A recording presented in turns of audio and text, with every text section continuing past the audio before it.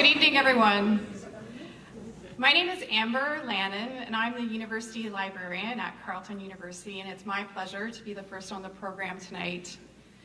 I want to thank Shezan for inviting me to do this tonight, and also for his continued collaboration with the Carleton Library, both on the archive, which Heather is showcasing a little bit of the archive back there tonight, and also this past year as the library's researcher in residence, developing the conference that we're going to have in November.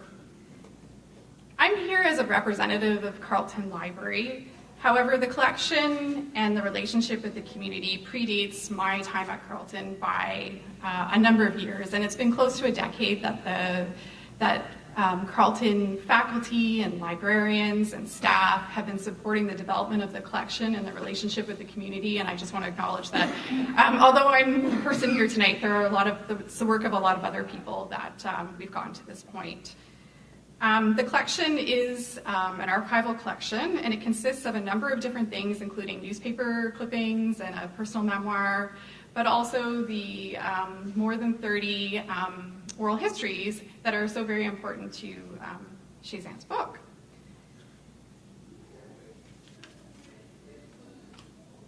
The conference that's being hosted in November, it's November 15th to 16th, is a commemoration of the 50th anniversary, and the full title of it is Beyond Resettlement, Exploring the History of the Ugandan Asian Community in Exile, and it explores many different aspects of the expulsion.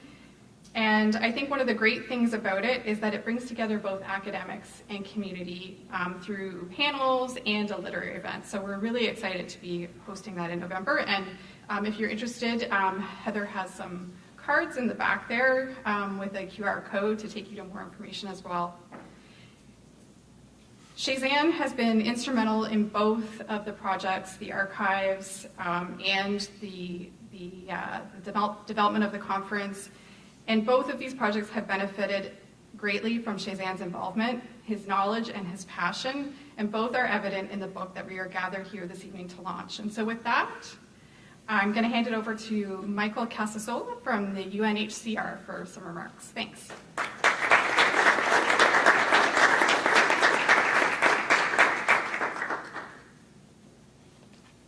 Thank you very much. And to start off, I wanted to say thank you for the invitation to be here. I send the regrets of Rima Jamus, the High Commissioner's representative to Canada. She's actually on mission right now in Mexico. But thank you for the opportunity that allow me to be a substitute, because this is a subject very close to my heart. I lead the Durable Solutions Resettlement Team at Unhcr Canada. And first, I also want to congratulate you on the book, because I know you must have, everybody who's done a PhD has always cautioned me against doing a PhD. And to be able to put this into because they say you have to have an obsession. And obviously you've had this obsession to tell the story, and it's really important. And I just want to give some context and to explain that. Now, the title slyly says, Gifts from Amin, and you understand if you hear some of the stories where the title comes from. But, as many of you know, there was a lot of uncertainty at that time. And there was a lot of pain, and there was a lot of grief in terms of, and real danger that people were facing. And uncertainty is what was going to happen to them. And I worked for Unhcr, but our role wasn't really there at the outset. We came later when they were evacuated. So it was mischievous officials like Mike and others who tried to find a way to find a solution. But it was, as I said, very uncertain times. The movement of the Ugandan Asians, and you can learn more at the conference, and we could probably correct any errors on my mistake. But just to say, the movement of the Ugandan Asians is critically important. About 10 years earlier, race had been removed as a factor in immigration. By 1972, the majority of immigrants coming to Canada were visible minorities, but at that time there was no ongoing resettlement program. Instead, it took cabinet to decide every time around, we're going to do something for the Hungarians, we're going to do something for the Czechs. So this was the first non-European movement that Canada made a commitment to. It also was a time when, just after the Refugee Protocol was introduced, the Refugee Convention, which is so important to the protection of refugees globally, had originally set out that was only applied to European refugees.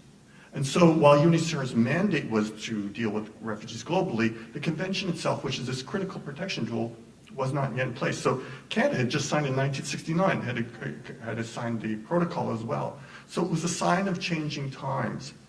But I also, in terms of the convention, but what I think is the most parallel with what we're dealing with now in terms of this movement became effectively, with every success of a refugee movement, came the possibility of the Indo-Chinese, came the possibility of the Poles, came the possibility of the Bosnians, came the possibility of the Syrians, came the possibility of Afghans in larger numbers. So again, the success and the integration stories, and as difficult as that is, because anybody who's immigrated will tell you, whether you came as a refugee or as an immigrant, it's not plug and play. It is a lot of time and hard work and such. But I see parallels right now because it was such an extraordinary movement to select people from inside the country where they feared persecution. This is not what we normally do, right? And the parallel, of course, is contemporary is Afghanistan right now, where there's the struggles, and you hear about them quite regularly from the government about the difficulties that they're trying to do to help people to be able to leave directly from Afghanistan. As we come here today, we're at a point in history where there are about 100 million people forcibly displaced. Most are still inside their country of origin. About 28 million or so are refugees. And we were at a time also where of those global refugee population, about 2 million are in need of resettlement, we estimate. Okay, and what we had last year globally was about 57,000 spaces. So this is tremendous gap, right? And so it's really critically important that there continue to be support for and opportunities for solutions for refugees. And the last thing I want to leave with you for reflection is actually on storytelling. I really believe storytelling is important. I really believe storytelling is important as a protection tool. I urge you, those of you who came to Canada through Ugandan Asian movement, to tell your children, tell your grandchildren, tell your descendants, remember this is how we came to Canada. It was so critical that the door was open to us, because that is the base upon which people like myself are able to protect the refugees of today. So your success is the doorway for them. So I thank you for all your work, and in the spirit of storytelling, I should say that to support this storytelling, UNHCR Canada has launched a webpage today to house a collection of first-person stories on the 50th anniversary of the expulsion. And I believe on that website was also a Q&A with the author, Shezan, today. So thank you very much, and I think I now turn it over to Laura, please.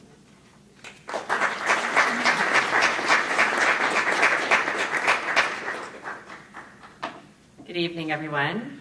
Thank you, Michael.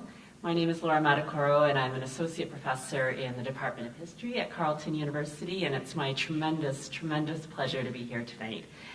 Someone was asking me how I know Shezan, and I don't remember, but I feel like we have been grad students in parallel for a long time, and now we get to be historians together. And I just want to say a few words about the significance of this book and Shezan's work in terms of Canadian history, in terms of refugee history. Michael's already done a fair bit of that. If you ever quit your UNHCR job, please come to the history department. But the work that Shezan you've done with GIFTS from AMIN, it changes how we understand Canadian history. It advances so much of how we think about and understand refugee history. For too long, I think Canadian history has treated refugee history as sort of an important story, but a bit of a side story, not the central narrative, right?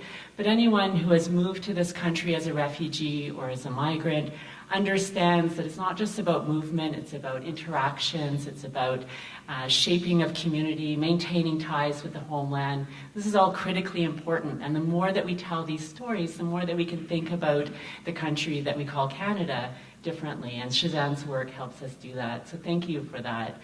The other thing that, as a historian, I want to emphasize is that this work does so much for uplifting refugee history in a way that scholars have been calling on other scholars to do for many, many years, and Shezan has successfully done it. We've said for a number of years we need to hear from people themselves, not just what governments are doing or NGOs or other actors. We actually want to know what people are thinking about. What did they experience? And Michael mentioned storytelling, and in order to have those stories heard, we need invitations to chat. We need invitations to share. And that's so much of what Shezan, you did with this book. So congratulations and thank you for that. The last thing I want to say, because you don't really want to hear from the rest of us. I know we all want to hear from Shezan. But one of the things that is so important is when we think about refugee stories and migrant stories, these are stories that are connected to many different places, to places of transit, to homelands. And one of the beautiful things about this book is that we don't lose sight of those connections. They're there. The stories of what East Africa was like, Uganda was like, what people experienced on their journeys, their journey to settlement and citizenship. The book captures so much of that, and I imagine many of you in the audience were part of these conversations. And this is critically important as well as we think about the world in which we live. We're all so connected with our local communities, across borders, and being able to capture so many of these complexities and these important stories in this book is another tremendous, tremendous gift. And so the gifts keep giving. I think we'll probably do a lot of gift puns and so on, but it is a wonderful gift. And so thank you, Shezan, and congratulations on this important work.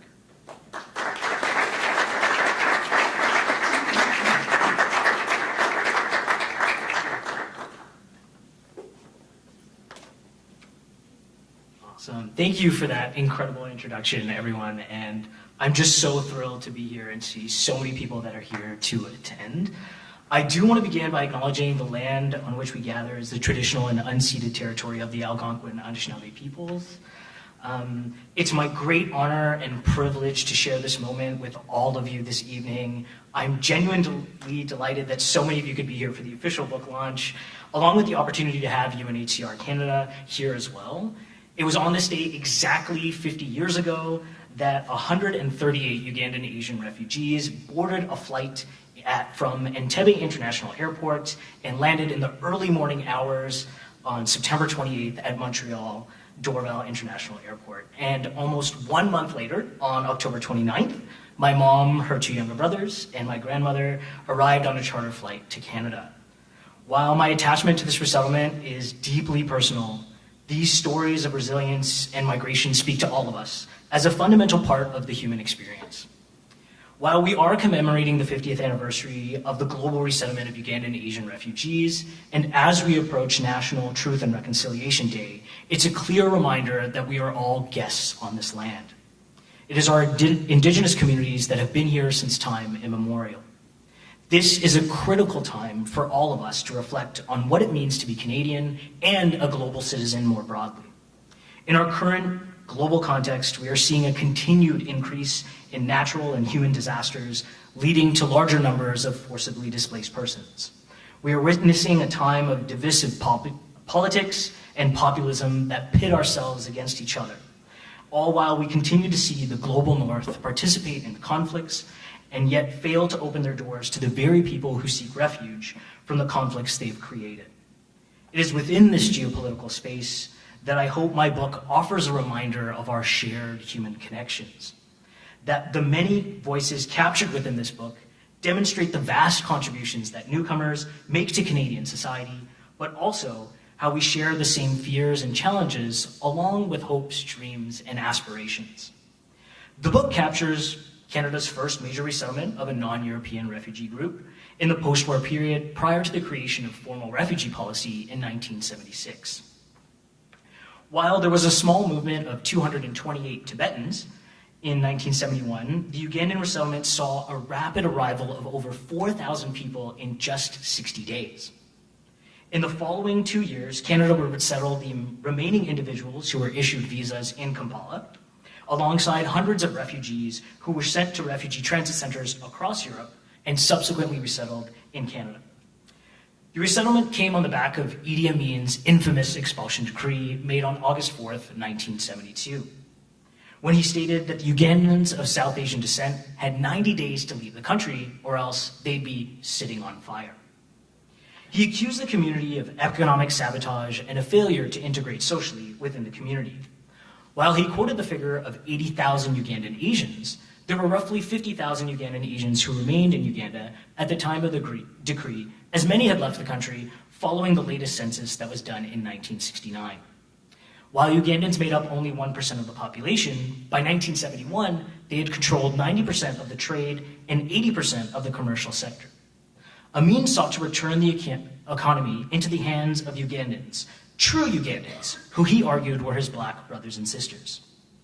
A year after seizing power in a military coup in 1971, Idi Amin began a campaign of reinforcing a narrative in Uganda that even though Uganda had secured independence in 1962, the British were merely replaced by brown colonialists.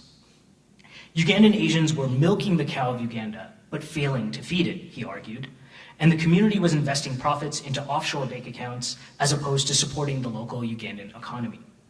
It was under these circumstances that an international humanitarian crisis was born. Amin frankly noted that this was Britain's problem, and that the Ugandan Asian population consisted of indentured laborers who came to the subcontinent in the early 1900s and clearly forgot to go home. Prime Minister Heath in the UK was elected on an anti-immigrant platform and argued that they were unable to accommodate a large number of Ugandan Asians on an already, quote, crowded island. This aligned with British immigration policies in the post-colonial era that aimed to restrict the movement of former colonies and British subjects to the United Kingdom. The UK immediately called upon the Commonwealth for aid, and under the Liberal government of Pierre Elliott Trudeau, 7,550 Ugandan Asians would come to Canada between the fall of 1972 and the end of 1974. The book begins with the history of the South Asian migration to East Africa and the establishment of the Ugandan Asian community that was accelerated in the 1850s, but actually dates as far back as the 9th century. With Idi Amin's rise to power, the following chapters explore the roots of the expulsion order, Canada's response, and the 90-day expulsion period through the eyes of Ugandan Asian expellees. The second half of the book is dedicated to their early life in Canada and the community's efforts to reestablish themselves and sponsor family members who were separated during the expulsion decree. The final chapter focuses on the integration and identities of Ugandan Asian refugees over the past 50 years. The abundant use of oral histories was purposeful throughout the book. My goal was to return the power back into the hands of Ugandan Asian community members to tell their personal life stories how they wished.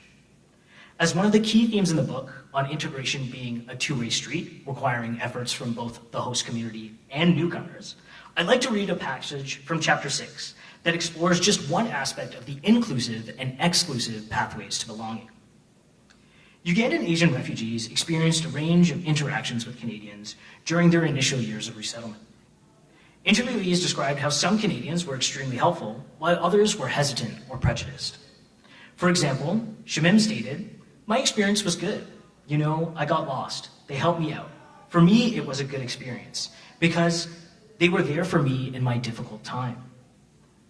For me, when they heard my story, I have a family. I'm looking after my family. I don't have a penny in my name. I'm broke. I don't have money. I came from Uganda. When they heard, they were very sympathetic. They started to understand me." Shamim recalled how she initially had the shortest line of customers at CIBC, where she worked as a bank teller initially because people were reluctant to be served by a racialized woman. Her strong work ethic then resulted in her having the longest line at CIBC because she became known to process transactions rapidly. Tom and Joan, another set of oral history participants, said that they did not personally face any prejudice. Joan, "We never really had a bad experience, honestly." Tom, "No, we have not." Joan, "With our neighbors, with our friends, a lot of our Ugandan Asian friends say they had problems at work. We never experienced that." Tom, "And I think a lot of it was the university environment, since both of them worked for several years at McGill, Guelph, and Western University. But also, part of it, I think people don't understand Canadians. I think for me, I found particularly among rural Canadians, sometimes they seem to be standoffish, but actually, they're shy. Once you start talking to them, they open up. But Canadians are shy. They're not like Americans. You have to start the conversation, but you can sometimes perceive that to be discrimination, or antagonism, or something. It isn't. Mostly, they're just shy." So once we realized that, we would start the conversation. And we made a lot of friends. I never, like Joan says, never really experienced discrimination. I'm sure there was. People maybe avoided us, but we never had any overt discrimination. We never had to feel like we didn't belong or anything like that. Like Shamim, Tom and Joan found that as time passed and relationships were formed with friends and neighbors, barriers to integration dissipated. They understood the reticence of Canadians to generate conversations as shyness as opposed to racial discrimination. They acknowledged that other Ugandan Asians faced discrimination in their workplaces, but they did not have the same experience. For Tom and Joan, they consciously chose to dismiss prejudiced interactions as either a failure to understand the shyness of Canadians or to misinterpret the ignorance of society as purposeful discrimination. Errol and Delphine also argued that they were well received by members of Canadian society. Errol, even when I joined my golf club here at Markland Wood, it was predominantly Caucasian. I never felt like I didn't belong. Delphine, I would say that as well, because in my capacity as a teacher, I never ever would miss out at all, neither from parents nor from the staff or anything. I did not feel that if I wanted to pursue something or do something else, it would have been a hindrance because I wasn't white Caucasian. Now too, I'm the golf captain of a little group. I say little, but there's 60 of us seniors that play golf at Centennial, and I'm the only colored person. I don't feel that I'm the only one, I just notice it. Errol became president of a Canadian airline company in the 1980s. He said he didn't witness any discrimination or racism in Canada, and felt his potential to advance was not hindered by his racial background. He contrasted this with his experiences south of the border. Quote, in the US, when I used to go in the early 80s, I would go with my VPs who were all Caucasian and you could see that the presentations were being made to them. And then they'd soon find out that I was the president of the company and there would be a sudden switch, and you could see that. Shiraz also noted how initial interactions with Canadians at his first job in a factory in Kitchener were cordial. It was a little bit difficult in the beginning to understand where they were coming from, what their values were, what our values were. We got caught up with them eventually, but by and large, it was not very difficult dealing with them. They were mostly Germans in Kitchener. Some interviewees described regional differences in how they were treated in Canada.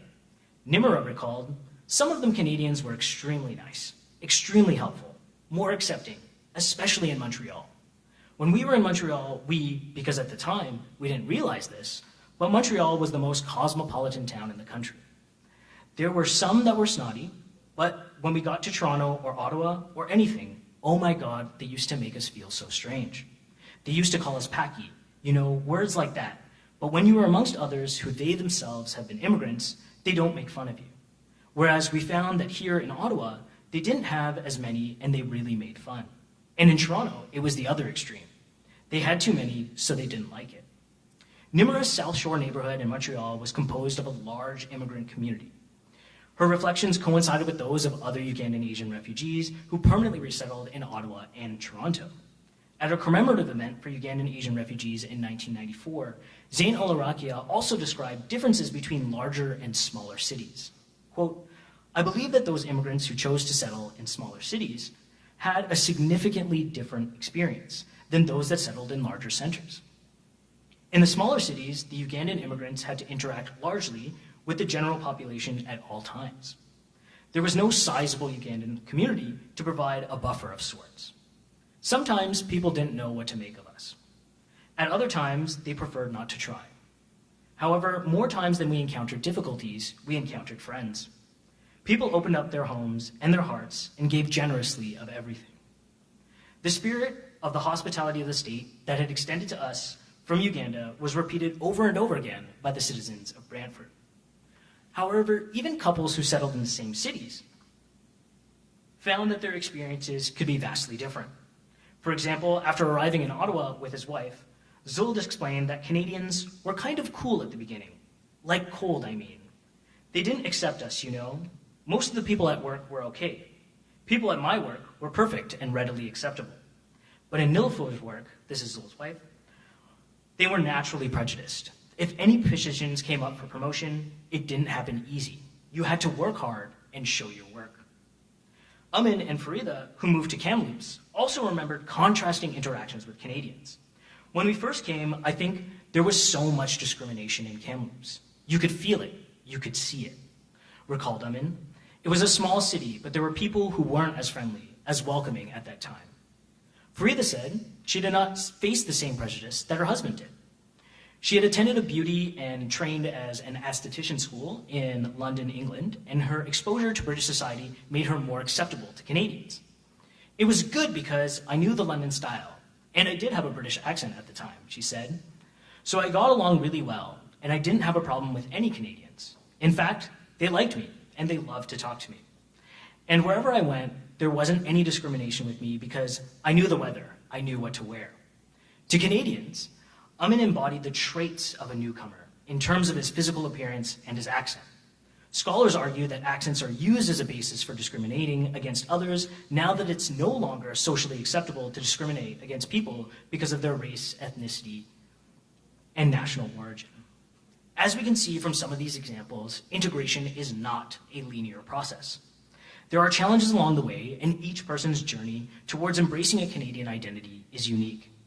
These nuances demonstrate some of the lessons for all of us when we reflect on the conceptions of identity and belonging after 50 years in Canada for the Ugandan Asian community, as well as other migrant communities.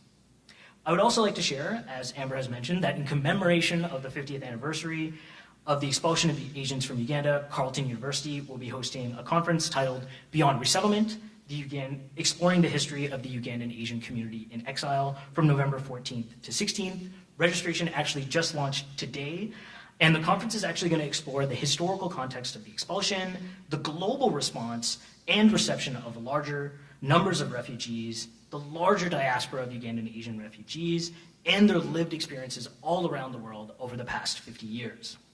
The conference aims to yield several lessons on pathways to integration, memory, and identity. We do look forward to seeing many of you again at the conference and welcome you all to participate.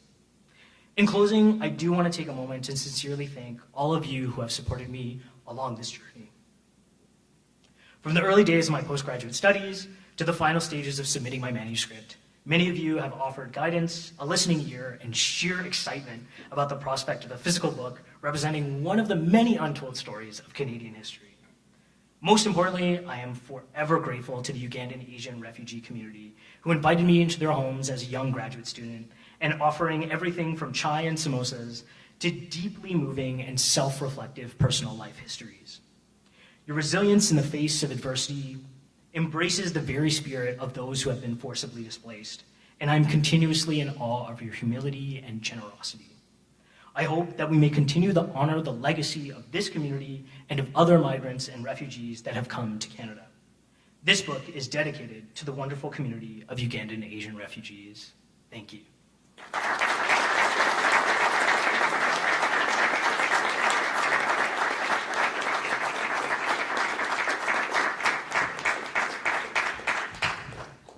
Awesome. So Laura and I are going to do a little in-panel discussion. She's prepared some questions, and then we'll open it up to questions from the audience. And then, yeah, we'll participate in the refreshment. So we're going to pretend this is a casual chat with no audience. We'll just go to it. No, Shezan, I want to start by saying that was a beautiful, beautiful speech, and so nice to have an excerpt of your book for us to partake a little bit of, and then we can all be enjoying your book when we buy copies at the back of the room. So the book is amazing, as I have mentioned previously, and you crafted around 4 themes. I'm kind of giving a little bit of a synopsis. We know a little bit about the story of the book, but you talk about people's attachments to East Africa, the Canadian government's mix of humanitarianism and opportunism, the integration of Ugandan Asian families, and the transition to citizenship. These are all incredibly important topics. But I imagine there were things you had to leave out. How did you choose these themes? Can you tell us a bit about the process? Yeah, the process was really, really fascinating as I dug further and further into the research. I think one of the key things that came out was trying to pick apart this colonial sandwich. So this was basically this 3-tiered race and class hierarchy that a lot of scholars talk about in divide and conquer strategies, right? So you've got, you had your white imperialists at the top, brown South Asians as your middle merchants, and then you had your black Ugandans at the bottom. And so they really pose this idea that these were impermeable, that you couldn't move from one area to the other, that you couldn't make strong relationships or feel genuinely East African in that sense. And it kind of dismissed the fact that many South Asians had been in Uganda for 4, 5, even more generations. And I think that was the part that was quite tricky to unpack, was that while South Asians themselves, so Ugandan Asians, did benefit from this colonial structure, right? They were given privileged access to certain items and placed in that middle tier. There was far more to it. There were rich and genuine connections between them and Ugandan Asians, and Ugandan Africans, but also at the same time there was exploitation. And I think one of the interviewees said it best to say, so many people are talking about this experience, but we're all denying that there was exploitation. We're all denying that, we treated our house staff adequately or things like that. And he says, when we first came to Canada and we worked a 12-hour day and got paid for 6 hours, I finally started to understand what this meant in the larger scheme of things. So I really wanted to spend time unpacking all of those pieces. The second theme that you mentioned about this duality, it's so fascinating. The duality is something that refugee scholars debate and will continue to debate is this really a policy of altruism? Are we here to help those that have been forcibly displaced? Or is there also another element of making sure that this is a win-win for society? And this continues even to this day. And so, of course you have all of these things lining up for Canada at this time with this moment. You have so Canada signs the UN Convention and Protocol in 1969. There's this initial announcement of multiculturalism policy in 1972, early 1972, by the Liberal government. You have this request from the Commonwealth to say, hey, can you lend a helping hand? We don't have space for these folks. You have really clear information from the government informing Cabinet's decision saying, this is the best and the brightest. You're going to get a large group of highly skilled academics, professionals that are well-trained. Many of them speak English.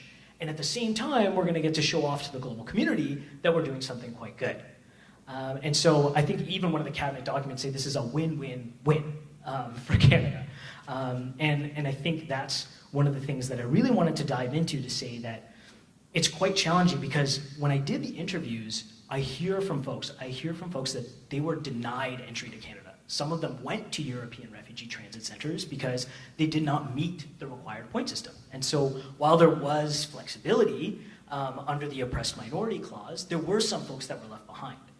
That being said, a lot of Canadian immigration officials bent the rules where they could. And so there's really interesting instances. One of the interviews I did with Carmi talks about his dad's example, where he was initially denied an application to come to Canada, and found himself at the dinner table at an event with other Canadian immigration officers right around early October, and they were going around the table saying, where's everyone going? Do you have a place to go? Because this expulsion decree is coming up in November. And so he stands up and he points to the immigration officer and he says, you're the one that actually rejected my application. And he says, that seems odd. How about you give me your application number and you swing by the office tomorrow? Next thing you know, he's offered a visa to come to Canada, and I think officers really used that discretion the best that they could. There's incredible examples. I don't want to ruin the book. There's tons in the book about that flexibility. So I do want to honor that there were opportunities where we could, when we came to that individual one-on-one interaction, people really, really changed their minds. So that was incredible. Sorry, I'm going on forever on this question, but the three themes are so fascinating. So the third theme was kind of, how was that early integration experience, and how did that work? And I think a lot of it had to do with the welcoming centers. So there were 12 welcoming centers set up across Canada, and these were used as actual social hubs. So there were actually ads in the newspaper saying, come in and have a chai and a chit-chat with these new folks that have come to Canada. And you hear these beautiful, beautiful connections of the Canadian public coming in and speaking to folks. There's one person that told me about how their third week in Canada, they were offered tickets to a Montreal Canadiens game. And have, of course, been fans ever since. And they actually became so close with that immigration officer that was helping them here in Canada that as their family members arrived, they had Sunday dinner with them every Sunday for the next 10 years. And so I think that, to me, is the biggest lesson that comes out of this book, is when we open things up to just one-to-one human connections, there's endless possibilities. And that's, it speaks so much more to the policy, it speaks so much more to the rhetoric. This really does speak to the Canadian experience, and it speaks to the human condition as a whole. So yeah, and that transition to active citizenship is incredible after these 50 years. So we hear quotes used by the government even today during the Syrian and Afghan resettlements about this Ugandan Asian refugee community doing so well in Canada and how there's sort of this model community. And I think a lot of that has to do with the folks themselves. Like they have made time and time efforts to do things that go above and beyond, to give back to the community, and talk a little bit about that. I know you're going to come back to that on one of the other questions, so I'll save that for later. But thank you. So there maybe was a sneak preview. We maybe planned this a little bit. So there are 2 more questions, and I know the audience has lots of questions as well. But thank you for that, Shezan. It's extraordinary to me how the humanity that is so obvious in the book comes out in your discussion as well. And the other thing that I keep wanting to mention, thinking about the work that you've done, is that the 1970s, all the changes that were happening in Canada, there were no guarantees, right? It really was this incredible time where people were testing things out and forging new relationships, and you can see so much of that in what you're describing. So as I say, 2 more questions. I actually had many more, but I'm restraining. One of the things that we've talked about is the importance of oral histories to the work that you've done. You did, I think, 49 different interviews, so that means repeat interviews with people, and that, it adds so much to what you're offering. But I'm curious, you must have gone into the interviews with some idea of what you would hear. Is there anything that surprised you over the course of those many interviews? Yeah, there were quite a few things that stood out. I'd probably say there are 3 things in particular. One was I was completely taken aback about how candid folks were with me. I mean, I was like a 20-something-year-old graduate student, a complete stranger, walking into your home or meeting you at a coffee shop, and people spent the time. They spent 2, 3, 4, 5 hours with me, really sharing these incredibly meaningful stories. And I think some of it had to do with like my positionality as a researcher, that I was part of this younger generation. They did feel that they were sharing this with their child, their grandchild. They'd use those terms of endearment. They call me beta or dikro, and I call them auntie or uncle, of course. And it worked out so beautifully. So I was really taken aback about how self-reflected they were and how honest to say things like, had we had a second chance in Uganda, we probably would have done things a little bit differently. Or, things that we did when we first came to Canada, those were a little questionable. I wonder if we could have done things a little bit differently. And I was really surprised that they were so honest. I think some of their responses would have changed over time. I think, I was doing this research in 2014, 2015. I think with the more recent refugee resettlements, we'd see some very different responses. I think we'd also see a little bit more of folks talking about discrimination, especially with the events we're seeing around the world have really encouraged people to not shy away from this. And I think that was a tough thing for many folks, is they didn't want to come off as an ungrateful refugee, if you will. So that was really interesting. And then the 2 other things that really stuck out is every single person I interviewed, I asked them one question. So basically, interviews, I asked the starting question, which was, tell me about your family's upbringing and your journey in Uganda, and I would follow them wherever they went, because I didn't want to prescribe a list of questions to say, okay, so then what happened here, what happened there? Like, I wanted them to share what was meaningful to their life, instead of curating it in a certain way. And the other question I asked was, how do you identify yourself today? And you can identify yourself as you wish. There's absolutely no wrong answer, and I'll just follow them on this journey. And every single person expressed that they were Canadian. Canadian in some way, shape, or form. So they might be a hyphenated Canadian, like a Ugandan Canadian, Canadian Muslim, Goan Canadian. There was a whole mix of answers, but everyone used that word Canadian, which was really fascinating. And the last thing was, every single person I interviewed gave back to society in some way. They all emphasized how important it was to volunteer and to give back and pay back the generosity that was extended to them. And some of them did it on the micro scale in their local communities. Some had started charities in India, in Uganda.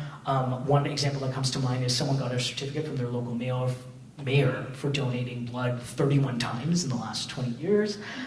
So there's some incredible people in this community, and it really goes to show how folks that are given this second lease on life really make the most of it. I imagine you had a hard time putting an end to the interviews. I bet you wanted to keep going. That's really, really interesting. It's always nice to hear about the surprise elements. I have one last question, and then there'll be a chance for anyone in the audience who'd like to do some Q&A as well. But there's been a lot of discussion, I think, in recent years around citizenship and what it means to be a citizen, the responsibilities of citizenship. In this book, you talk about legal citizenship, but I think you're actually saying a lot more about what it means to be a citizen. And maybe that comes out from the interviews, but I wonder if you could say a bit more about that. Yeah, no, thank you, Laura. I think the piece of citizenship is really interesting because we have this concept that you all know, like legal citizenship. You've got your papers. You're now officially on paper a citizen of Canada. But it means so much more. There's so much more to it than just multiculturalism. I think it goes beyond that. It goes to this point of pluralism. How can we embrace more than just, the surface level stuff? So Neil Basundath, a great critic of multiculturalism, really talks about this where he says, you go to your events, you eat your samosas, you do your Bollywood dance, and you call it a day. And so what we're really talking about is all the elements beyond that, where we have real conversations, where we really start to understand each other at a deeper level. And I think this book is just one humble point of departure to this, where we start to learn about the real history of Canada. I don't think any of us read about this in our high school history textbooks, maybe not even in our university textbooks. I think this is one of those moments where we can start to understand that Canada is genuinely a pluralist country, but it can only be so if we're well-informed, if we understand more and more about each other and break down these barriers and talk to each other and embrace what it means to celebrate certain cultural moments, what it means to, to practice certain dietary requirements. I think there's so much more to that. And I have to give this one example because it's really interesting with the Ugandan experience is folks actually took charter flights into a Canadian Forces base in Long Point, just outside of Montreal. And one of the beautiful things that they did is they actually trained the head military chef to make Indian food. He got training from a local Indian restaurant. And it's one of the greatest recollections that a lot of refugees talk about is he said, when we showed up, there was food that we could eat. We didn't have to worry about anything. And someone even said, it's better than what I can cook at home. Which was a really beautiful sentiment. So that really helped people get off on the right foot. And I think that's a really big lesson today when we look at resettlement is how are we inviting the Canadian community to participate in this? Because that makes such a massive difference. That's amazing. The question of how are we inviting people in? How are we inviting people to participate? Fantastic. Thank you. I believe you have orchestrated some microphones. Yeah, so there's microphones on either side if people do want to ask questions. If not, that's totally okay. We can have some one-on-one conversations. And yeah, I don't want to keep people from food. That's important. I think you've heard enough from us. But I have a question. Yeah, of course. Yeah, there's a microphone just behind you, so everyone can hear you. Yeah. I just saw from your first thing, congratulations. And to reflect back, what inspired you to write this book? And the day you decided to write the book, how were you feeling? That's a great question. Most of you know that it all comes from my mom. My mom came as a refugee herself at this time. I was really inspired by her personal story. She didn't talk a lot about it much when we were growing up. And it was actually my PhD supervisor that convinced me to do this PhD project. I really didn't think I was capable of doing it at the time. And it wasn't until I really dove into my mom's story that I became incredibly curious with how others did. Was this a unique experience? How did everyone navigate the situation? There's this whole notion of this being a massive success story, and I wanted to understand a lot more of it. I wanted to understand the nuances. What did it mean to be, brown in 1970s Kamloops, or Sarnia, Ontario? People settled all across the country, and so it wasn't until about a year after I finished my PhD that I thought it's time to bring this to a publisher and push forward for the publication. I'm thrilled with what's happened and so grateful because genuinely it's the stories of these community members that make this such a fascinating read. I was just someone that put it together. Thank you for the question. Name is Dan Mandela. I haven't had an occasion to read your book, but the first thing I saw was the title of the book, Gifts from Amin. I don't know what made you think about that as a title of the book.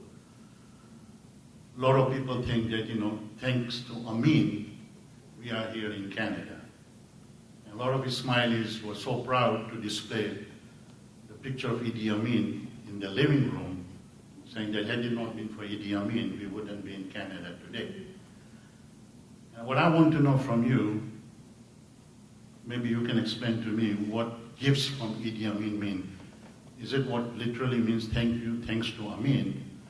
Because honestly, Idi Amin never killed or none of the Asians were harmed during the expulsion period. There may be a few isolated cases.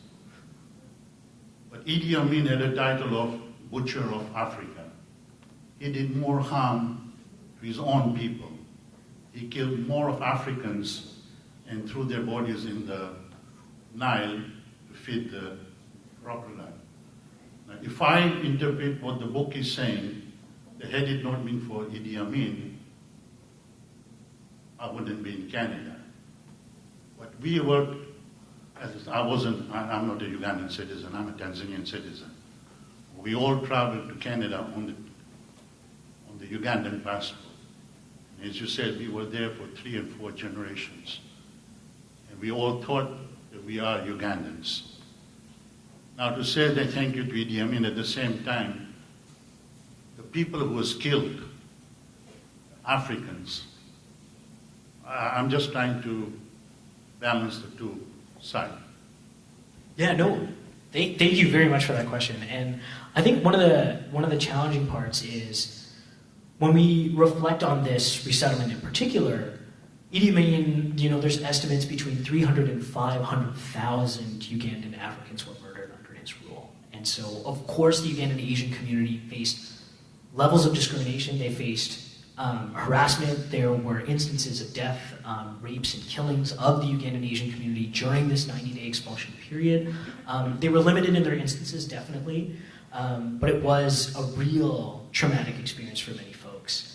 And the title, Gifts from Amin, actually comes from Adrienne Clarkson's book called Room for All of Us. And she has a chapter that talks about a Ugandan Asian family that came to Canada, and she ends the chapter by saying that this family was a present from Idi Amin to Canada. And so I wanted to play on this one from our former Governor General to talk about how this community has really done so much for Canada. It's really a play, not necessarily on Amin himself, but on how much this community has contributed to Canadian society time and time again. And when we reflect, especially 50 years is a massive accomplishment. This is a long time. And what does this mean? What does this mean for the next generation? So I kind of wanted this to be, a launch pad into that discussion of, how do we start talking about the next generation, the next few years, and what this means. But thank you for that question. Let's do the last two, and then we'll break to participate in the refreshments. Yeah, go ahead. Thank you for coming and speaking today to us. I really appreciate that. I am the son of one of some of the people who were expelled, and I also lived in Uganda myself. Once my parents returned in the 90s, I lived there for about 5 years before I immigrated here. I have 2 questions for you, if I can remember them. The first question was, through this process of doing your research and writing your book, how did your understanding of self as Ugandan, Asian, Canadian, Ismaili, immigrants, how did that evolve? Because something I've always found difficult is trying to figure out what is my identity and where do I fit in the whole narrative. And then the second question that I had, what was the second question? Let's stick with the first question for now. Oh, no worries. Thank you. That is an absolutely perfect question. And to your point, that's initially what I wanted to research. I wanted to research immigrant identities of the second generation. I wanted to, as conceited as it was at the time, I wanted to research people just like me. I was like, people must have struggled the same way I did because, on the one hand, I wasn't South Asian enough, and on the other hand, I wasn't Canadian enough, and we're kind of stuck in this middle lane where you kind of just don't fit in both spectrums. And my personal sense of identity evolved like significantly through this process. And so some people will use this concept of, home is where the heart is. So where you feel most at home, that's where you can kind of root yourself. And so people that I interview talk so much about their identities being attached to family, not necessarily being attached to like a nation. And I think that's a really interesting concept about identity is it doesn't have to be just one thing or the other. You can be many things all at once, and you can be different things based on the setting. So like here right now, I'm talking as an academic, let's say, but in the work setting, I'll be acting as a public servant, or at home, I'll be the youngest of 3 boys, and kind of spoiled in that way. My brothers will agree with that statement. But I think over time, my identity really evolved to understand this struggle because it is really challenging for the second generation when they're seeing their histories not reflected in the mainstream media, when they're trying to figure out where they fit. And the more we can educate Canadians, the more we can educate ourselves about expressing that identity, the better we can understand what it means. Like we can really start to say, I am XYZ, I'm all of these things, and proud to be it. And that means in certain settings I'll have different reactions. It means in certain settings I'll conduct myself a different way. But it's all kind of a roundabout way of saying that it's a really personal journey to understand who you are, and I encourage you to keep going through that journey and trying to pick apart all those layers. But you'll find that we end up sharing a lot more with others than we do facing it alone.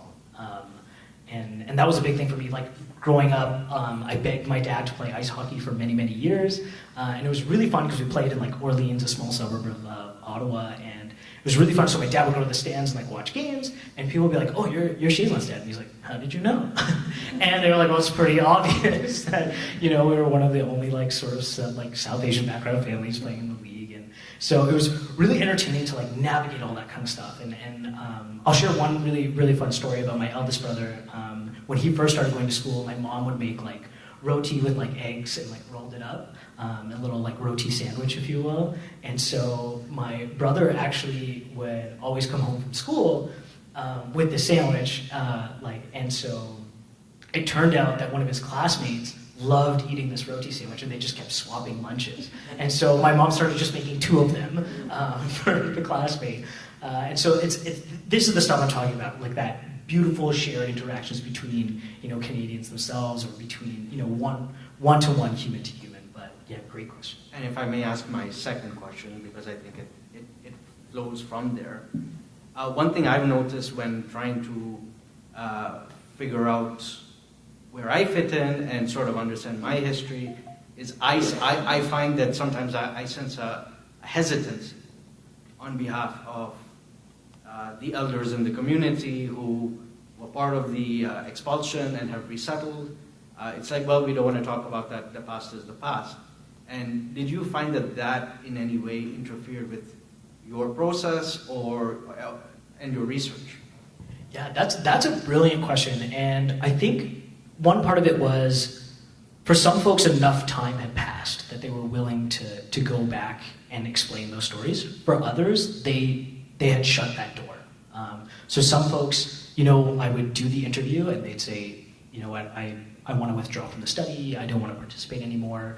There were some folks where we would take breaks and take pauses because these were really emotional and traumatic experiences. Everything from the expulsion decree to the early life in Canada. So it was really challenging. I think they're really important stories to tell, of course, but we have to be respectful of people's psychological health, like their mental well-being, and offer those opportunities for people to explain the parts of their history that they wish to explain. Some they can, of course, leave to themselves. I think that was one of the really challenging things is often after I would do the interview, they would invite other family members or others, and we'd sit down and have lunch or dinner, and these incredible stories would come out, which I couldn't put in the book or record, because I wanted to honor that truth, that this is what they decided to put on record, and we'll leave it at that. And hopefully book number 2 will uncover some of those other stories. Absolutely. So we'll take one last question and then take it. my name is Javed, and I'm here by default. I'm from Kenya, but my wife's from Uganda, so that's why I'm here. Okay. Just going back, my great-grandfather came to Kenya in 1875, about 150 years ago, and came as one of the workers in the railways. That's the way it started, and they built up their lives from there. When we left Kenya, we would be considered as upper middle class, servants, this, that, and the other. Okay, fine. The Ugandans were the same. They came to this country, and they brought nothing with them. Has any study been done over the last 50 years? Where are they now? What have they done for this country? Canada has done a lot for them. They took them in. But what have these people done for Canada? Has a study been done on that at all?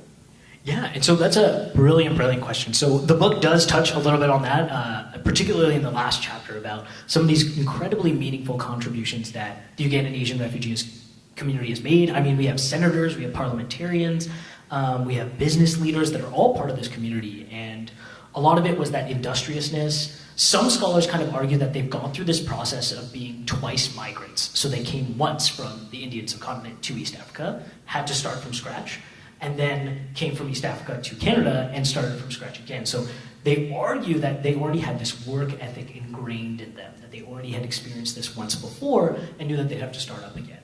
But I think a lot of it had to do with that work ethic, that many folks came here and their credentials were not recognized, their work experience was not recognized, and they went through those hard transitions to do things like work a 9 to 5 and go to night school, get recertified as a lawyer, get recertified as an engineer, and make that long progress. And they stayed really, really committed. And it's one of the things that's really interesting is that they find that the children of immigrants, a lot of scholarly work's been done on this, actually tend to do exceedingly well, especially in comparison to 3rd, 4th generation Canadians or Americans, because they have this ingrained in them from their parents saying, you need to get the best education you can or thrive as much as you can in Canada, because then that can't be taken away from you. Because once you have that Canadian degree, you're untouchable. Because from our experience, that was not considered valid, right? Our Ugandan credentials were not considered to be on par with Canadian degrees. And so they're starting to see this wave where you're having these children of immigrants do exceedingly well, both academically, but also in many other professions. Awesome. So, yeah, we'll take one last question and then we'll wrap up. Not a question, but a comment, just to correct Diamond's perception of what happened in Uganda. I was there at the time, and it was a nightmare. Bullet-ridden bodies of my uncle and his nephew were found in a ditch 2 days after they were kidnapped by the soldiers and put in the trunk of the car. So it was a horrendous experience for us at the time. And 22 years down the road, I said what you quoted in chapter 4 of your book.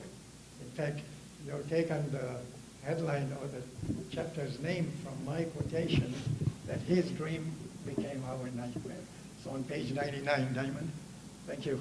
Oh, and one aside, just to reflect on further stories on 50 years of resettlement. 50 years of expulsion coincides with 100 years of the anniversary of Makerere University, and a group of alumni from Makerere, there's 31 or 32 of us, did our family histories, highlighting the experiences in Uganda, and we presented it to Makerere University for its collection of stories from ex-students, and reflects how Uganda is lost by expelling the brain power that moved to Canada. But now in retrospect, we are giving back to Uganda as well by doing voluntary work there, etc., etc. And in fact, our family, to commemorate 100 years of the birth anniversary of my parents in 1920, both my parents were born in 1920. So in 2020, we set up an endowed scholarship for African students from Uganda to study at the Aga Khan University School of Nursing.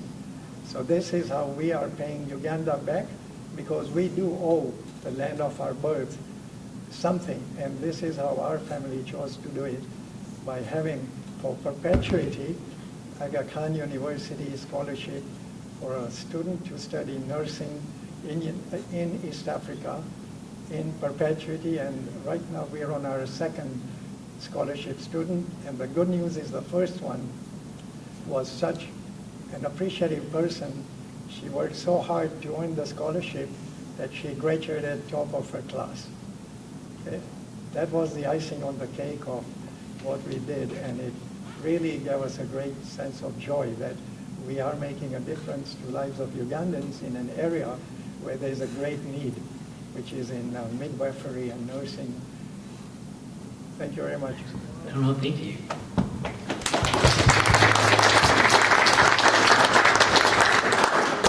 So thank you, everyone. Yeah, that concludes the formal part. There's books on sale in the back. You can go see my brother. I'll be there signing them. But yeah, please feel free to mingle, have some of the snacks, and enjoy. Thank you all so much for coming in. It really means the world to me. Thank you.